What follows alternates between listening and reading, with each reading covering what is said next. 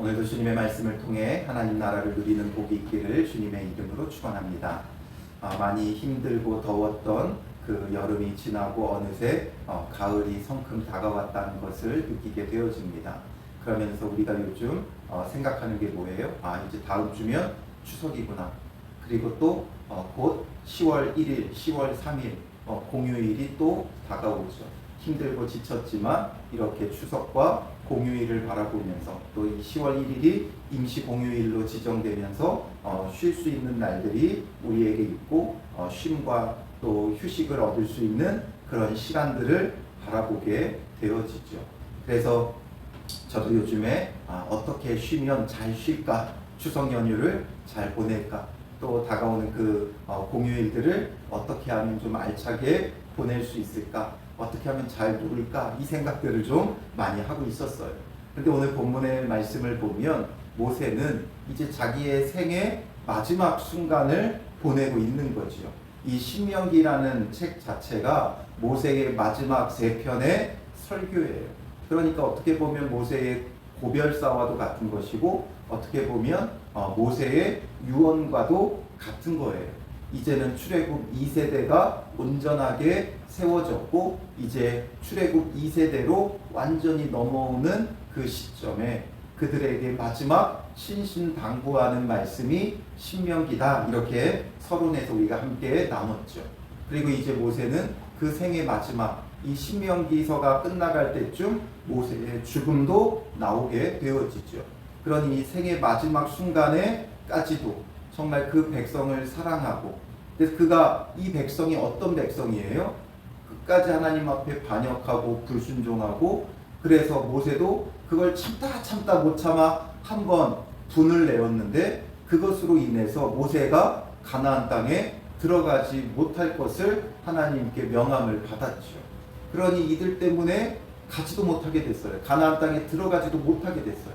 그리고 이제 가나안 땅에 들어가기 직전 요단강 저쪽이라고 계속 표현되고 있는 요단 동편 땅에서 가나안 땅을 바라보고만 있으면서 이제 자기가 이 땅을 떠날 날이 멀지 않았다는 것을 깨닫고 있었어요.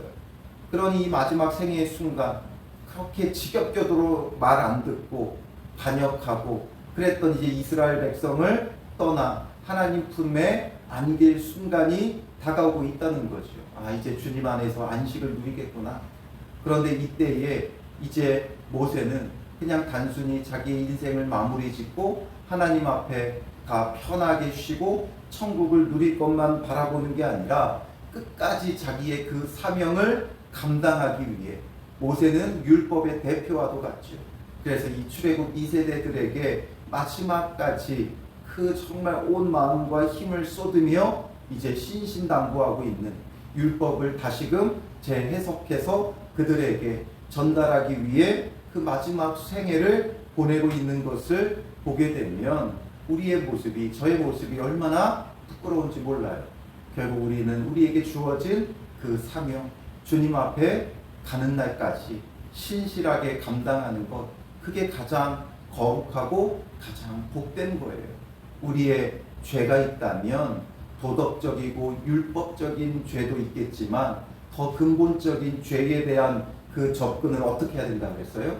하나님이 내게 주신 사명을 잘 감당하는 것이 가장 거룩한 것이고 그 사명에서 벗어나 있는 게 가장 불의하고 불경스러운 거죠. 가장 불법을 행하는 거예요.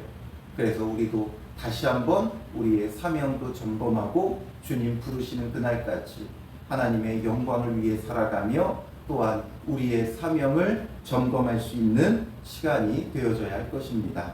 이 신명기가 어디에서 언제 기록되어졌는가가 1절부터 5절에 나오는 거예요.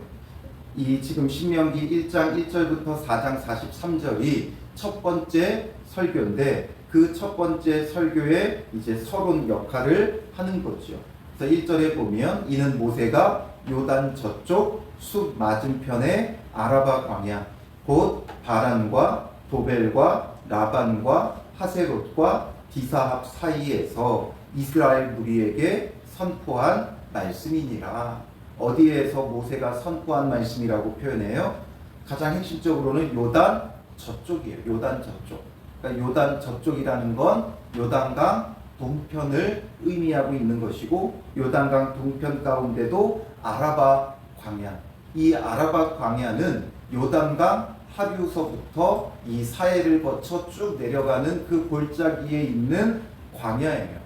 그러니까 지금 요단강 동편에 서서 지금 요단강 서편, 하나님께서 약속하신 그 가나안 땅을 바라보면서 이제 이 말씀을 전하고 있다는 거죠. 그리고 5절로 가보면 다시 한번 그 장소를 강조하는데, 모세가 요단 저쪽 모압 땅에서 이 율법을 설명하기 시작하였더라 말하죠. 요단 저쪽, 그러니까 요단강 동쪽의 모압 땅, 바로 그 일대가, 요단강 동편의 그 일대가 전부 다 모압 평지라고 불리는 모압 땅이었어요. 그러니까 이곳에서 지금 요단강 동편, 하나님께서 약속하신 가나안 땅을 바라보고 있는 것이고, 그 사이에 요단강이 있는 거예요. 이 요단강을 건너기만 하면 이제 약속하신 그 가나안 땅에 들어가는 거죠. 그래서 여기서 모세가 이 율법을 설명했다라는 거죠. 그러면 이게 언제예요? 장소가 요단 저쪽이었다면 2절에 보면 호렙산에서 세일산을 지나 가데스 바네아까지. 호렙산은 시내산과 같은 산이죠. 그러니까 이 지금 호렙산에서 하나님과 언약을 맺고 율법을 수여받고, 그리고 그들이 그곳에서 성막을 지었죠. 그리고 이제 그 호렙산에서 출발해서 세일산을 거쳐 가데스 바네아까지. 이 가데스 바네아는 가나안 땅의 이제 남쪽이에요. 가나안 땅을 들어가기 바로 그 직전, 여기까지 10하루길이었더라. 거기까지가 10하루길이었어요. 실제적인 거리로 따지면 다들 표현하는 거에 따라 다르지만 가장 단거리로 따지면 225km 정도가 되어져요. 그러니까 10하루길이라는 건 하루에 20km씩만 걸으면 되어져요. 지금처럼 도로가 잘 되어 있지 않으니까 하루에 충분히 한 20km 정도는 걸어요. 그러니까 225km, 10하루길이면 갈 수 있는 그 거리다. 그래서 지금 10하루길이면 갈 수 있는 거리인데, 지금이 얼마나 시간이 지났어요? 3절에 보면 40째 해 11째 달 그 달 첫째 날에 이렇게 되어 있죠. 그러니까 40째 해라는 건 출애굽한 때부터 40째 해라는 거예요. 그리고 11째 달 그 달 첫째 날, 그러니까 출애굽 40년 11월 1일이 되는 그 시점이었다라는 걸 아주 구체적이고 명확하게 밝히고 있는 거예요. 왜냐하면 이게 명확한 구체적인 역사적 사실이라는 것을 밝혀주고 있는 거죠. 그러면서 지금 이 표현의 어감을 한번 잘 생각해 보세요. 10하루길인데 40째 해 11째 달 그 달 첫째 날이 되었다, 이 얘기예요. 그러니까 지금 10하루면 갈 수 있는 길을 40년에 걸려서 왔다 이거예요. 그러니까 10하루길인데 40년 걸려왔다. 지금 가나안 땅 입구까지는 본래 10하루길인데 이들이 여기에 지금 오기가, 물론 본래 그 전에 한번 왔었지만 가데스 바네아에서 가나안 땅을 들어가기를 거부해서 다시금 가나안 땅을 목전에 두기까지 지금 40년이 걸렸다, 이 얘기예요. 그러니까 지금 그 모든 세월을 돌아보면서 참 많이 걸렸구나, 이거예요. 참 많이 걸렸구나. 10하루면 갈 수 있는 이 길을 40년을 걸려 왔구나. 금방 올 수 있는 그 길을 돌아온 거예요. 왜 돌아온 거예요? 하나님 앞에 불순종함으로. 우리의 인생도 마찬가지예요. 주님 앞에 순종하였더라면 금방 올 수 있는 길을 돌아 이제서야 오는 것이죠. 우리가 주님 앞에서 조금만 더 일찍 주님의 뜻을 깨닫고 순종하였더라면 더 빨리 올 수 있었던 그 길을 돌아 이제야 온 거죠. 왜 그러했습니까? 우리가 어리석어서죠. 근데 더 중요한 건 돌아왔다는 탄식으로 끝나면 안 되고, 이제는 다시는 돌아가면 안 된다는 거예요. 처음 가데스 바네아까지 왔다가 실패하고 돌아 다시금 가나안 땅을 목전에 두기까지 세월이 40년이었다. 그러니 또다시 돌지 말아라. 여기서 또다시 불순종하면 또 얼마의 시간이 걸리겠어요? 또다시 40년이에요. 바로 이 출애굽 2세대가 지나가고 출애굽 3세대가 되어야 되는 거죠. 그러니 더 이상 돌아가지 말자. 여러분들도 한번 잘 생각해 보세요. 주님 앞에 지금의 모습이 얼마나 많이 돌아온 거예요. 우리는 빨리 온 것 같지만 돌아온 거예요. 저도 어느새 개척하고 시간을 보니까 12년이 지났더라고요. 12년의 세월을 지금 와서 보면 돌아왔다. 지금처럼 말씀을 묵상하고 정말 그리스도와 함께 죽고 그리스도와 함께 다시 사는 게 무엇인지를 참되게 알았더라면, 예수님을 믿는다는 것이 무엇인지 참되게 알았더라면, 높아지는 것이 아니라 낮아지는 것에 마음을 두었더라면 지금까지 12년의 세월을 거쳐 이렇게 훈련받지 않아도 됐을 텐데 이제서야 깨닫는 거죠. 그러니 지금 또다시 이 기로에서 지금 깨닫지 못한다면 또다시 12년의 세월을 돌아와야 되겠구나. 그래서 더 훈련받아야 되고 더 겸손해져야 되는 거구나. 이걸 깨닫는 거죠. 그러니 우리가 이제 다시는 돌고 도는 인생이 아니라 주님의 말씀에 순종하며 가야 돼요. 40년이 걸렸구나. 하루길인데 우리의 신앙의 생활도 보면 마찬가지예요. 그냥 한순간이에요. 순종하면 되는 것인데 그 순종이 안 돼서 이제야 온 거죠. 그래서 우리는 이제 단호하게 결단하고 오직 주님의 말씀만 따르겠다는 것이 우리에게 필요한 것이죠. 그래서 이제 6절에 본격적으로 이 1편의 설교가 시작이 되어져요. 이 첫 번째 설교는 뭐라 그랬어요? 역사적인 회고라 그랬죠. 그 40년 돌아온 세월을 회고해 보는 거예요. 그러면서 이것을 통해 말하고자 하는 것은 다시 이 일을 반복하지 말라는 거죠.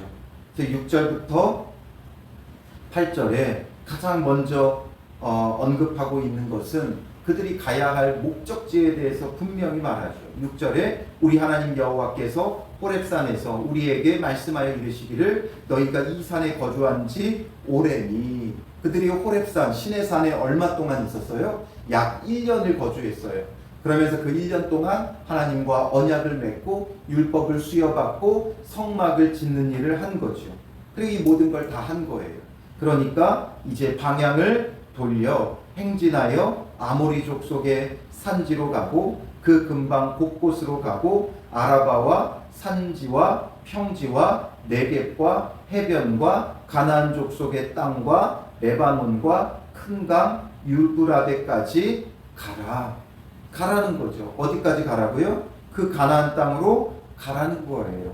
그 땅은 지금은 아모리 족속, 가나안 7족속이 거주하고 있었고 그 7족속 중에 가장 강한 족속이 바로 아모리 족속이에요.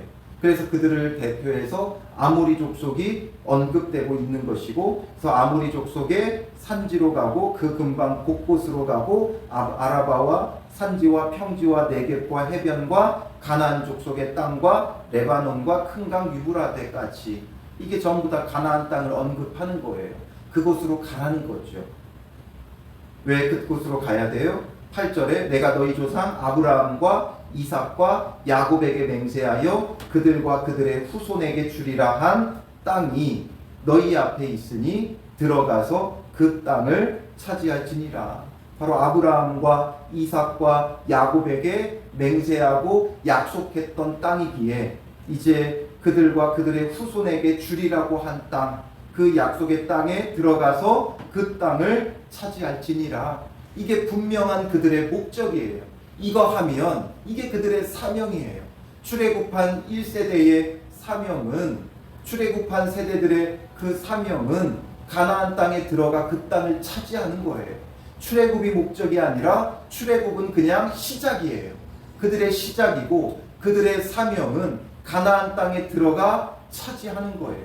그런데 이 사명에서 그들이 벗어나 버리니까 어떻게 되는 거예요? 그게 가장 불의하고 그게 가장 하나님 앞에 불법을 행하는 거예요.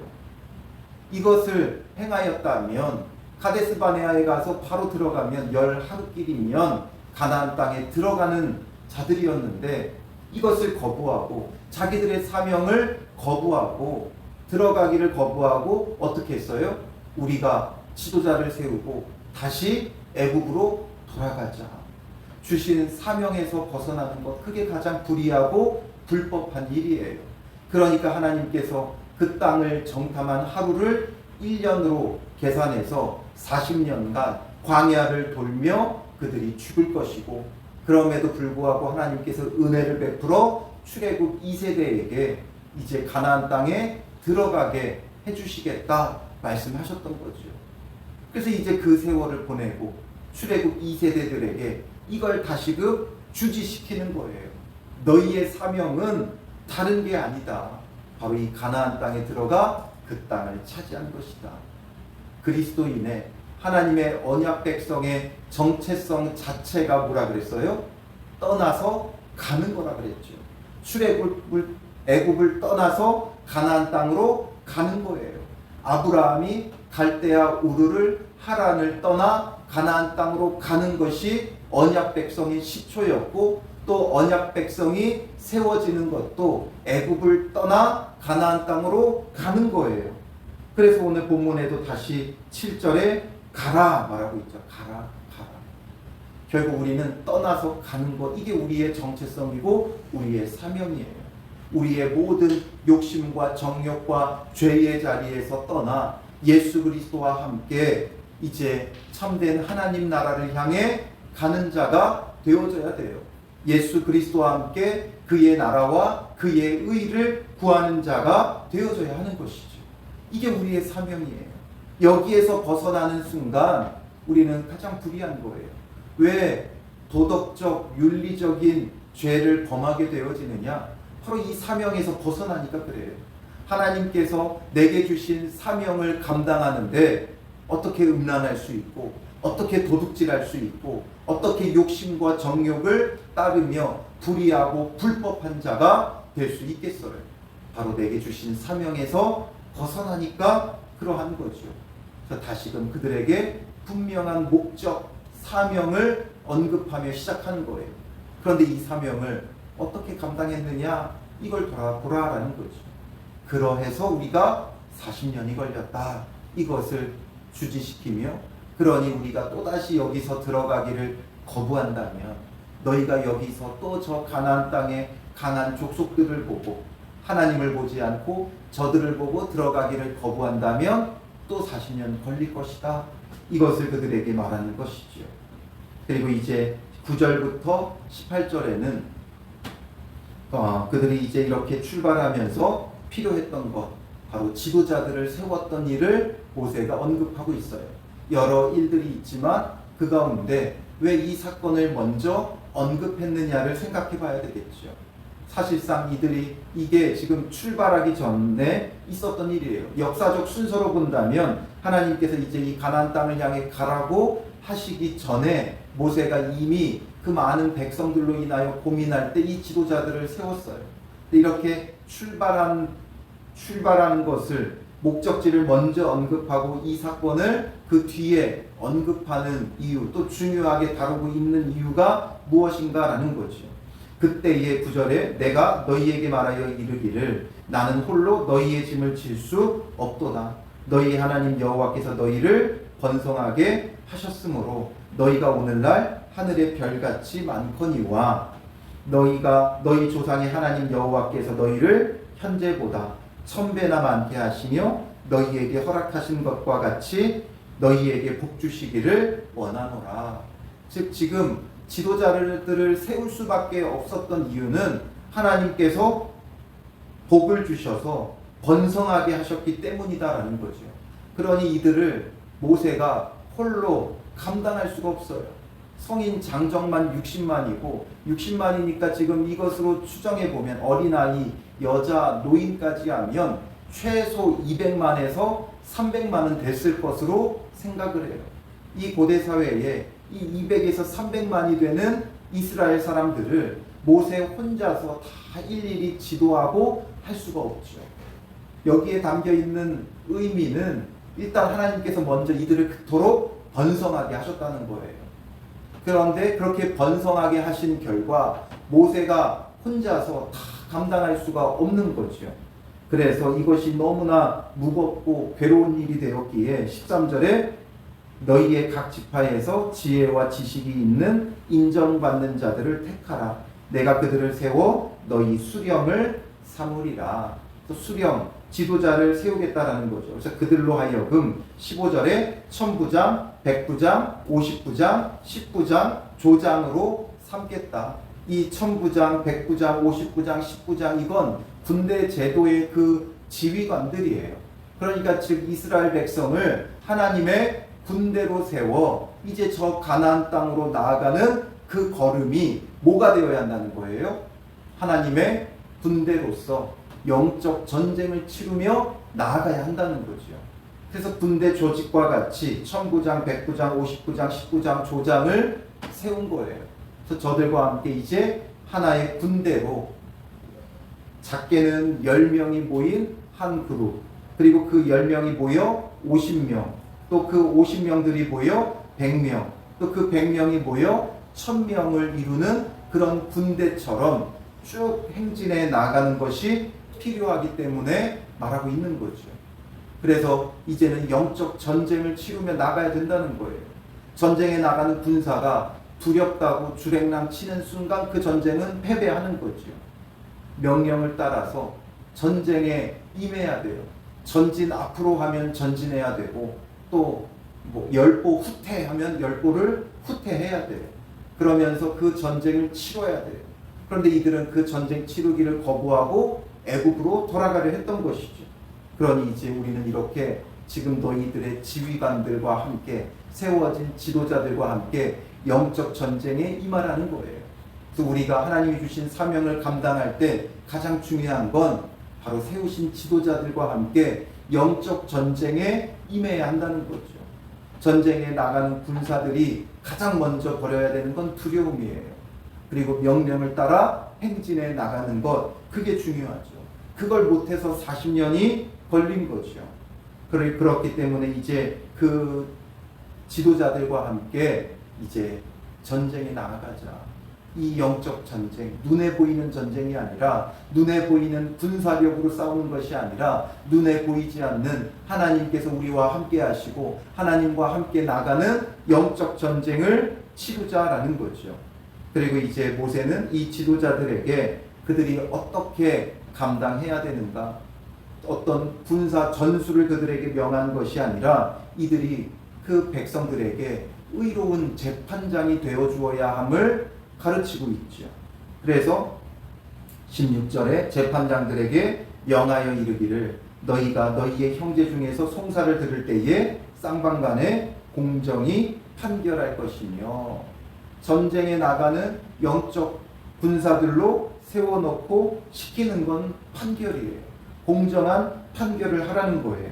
타국인에게도 그리할 것이고, 또 17절에 재판할 때에 외모를 보지 말고 귀천을 차별 없이 듣고 사람의 낯을 두려워하지 말 것이며, 그러니 참된 지도자의 역할을 해야 되는 사람들에게 요구되는 것은 바로 이렇게 공정하게 이끌어야 된다는 거죠.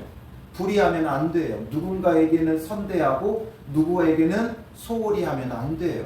그렇기 때문에 가장 세상에서 정의롭고 공정해야 되는 곳이 어디라고 그랬어요? 재판정이에요. 이 재판정이 공의롭지 못하면 그 어디서도 그 사회의 공의와 정의를 찾을 수가 없어요.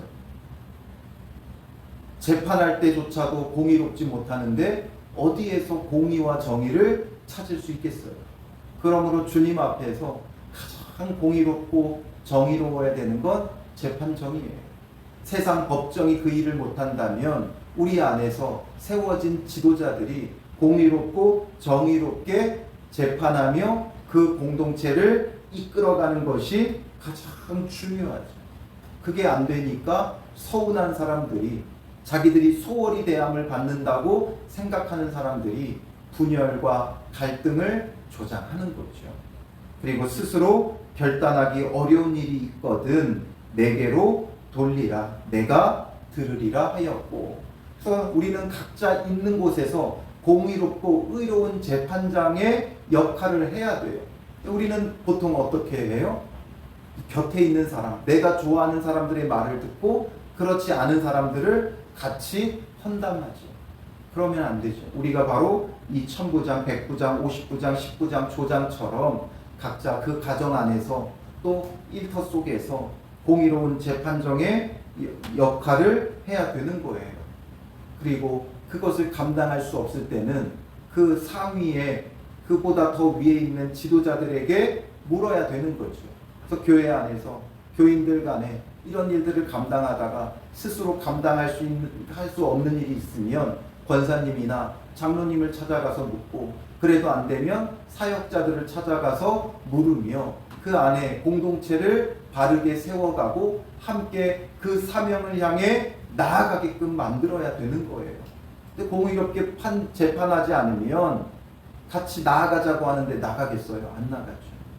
그래서 각자 삶 속에서 우리가 이렇게 공의로운 재판장의 역할을 해줘야 우리가 영적 리더가 될 수 있는 거예요. 우리조차도 신실하고 공의롭지 못하는데 어떻게 우리가 삶 속에서 그들을 영적으로 이끌어갈 수 있겠어요? 늘 억울한 사람이 있는데 그 억울한 사람이 어떻게 믿고 따르며 신뢰할 수 있느냐라는 거죠. 그러니 지도자들이 바로 영적으로 올바른 재판장의 역할을 할 때 백성들이 믿고 신뢰하고 따라갈 수 있는 거예요. 그래서 오늘 우리도 그런 삶의 자리에서 주신 사명을 감당하며 분명한 목적이 있는, 떠나야 할 곳과 가야 할 곳이 분명하고, 그래서 그곳에 나아감에 있어 혼자 나가는 것이 아니라 우리의 가족을, 우리의 이웃을 함께 이끌고 가기 위해 공의로운 재판장의 역할을 해야 하는 것이죠. 그렇지 않으면 우리가 또다시 한숨을 쉬며 여기까지 10년이 걸렸구나, 20년이 걸렸구나, 30년이 걸렸구나 탄식할 수밖에 없는 그날이 또다시 오는 거죠. 더 이상 돌고 돌지 않고 주님 안에서 정말 가장 순종하며 빠른 길로 나아가는 믿음의 사람들이 되시기를 주님의 이름으로 축원합니다. 기도하겠습니다.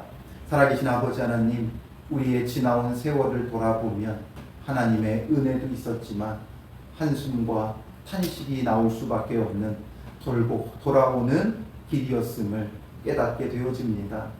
떠나야 할 곳과 가야 할 곳이 분명치 못해 여전히 우리의 욕심과 내가 바라고 원하는 것을 쫓으며 돌고 도는 인생 가운데 있지는 않은지 다시 한번 우리 자신을 돌아봅니다. 이제는 분명한 사명을 가지고 우리가 주님 앞에 순종하며 마땅히 가야 할 곳, 반드시 나아가야 할 것이 무엇인지를 깨닫게 하시고 주신 사명을 이루어감에 있어 혼자 나아가는 것이 아니라 함께 나아갈 수 있도록 우리의 가족들을 데리고 또 이웃들을 데리고 함께 나아가는 믿음의 걸음이 될 수 있도록 의로운 재판장의 역할을 하는 믿음의 사람들 되게 하여 주시옵소서. 오늘도 삶 속에서 쌍방간에 공정히 판결하며 모두를 화목하게 하고 화평케 하는 믿음의 사람 되어 함께 주님의 나라를 향해 그의 나라와 그의 의를 구하며 나아갈 수 있는 복된 하루가 되게 하여 주시옵소서. 가족들과 함께 일어나는 자 되게 하여 주시고 이웃들과 함께 일어나는 자들 되게 하시고 성도들과 함께 일어나는 자 되어 함께 이끌고 나아가 참된 하나님 나라를 누릴 수 있는 믿음의 사람들 되게 하여 주실 줄 믿사오며 예수님의 이름으로 기도합니다. 아멘.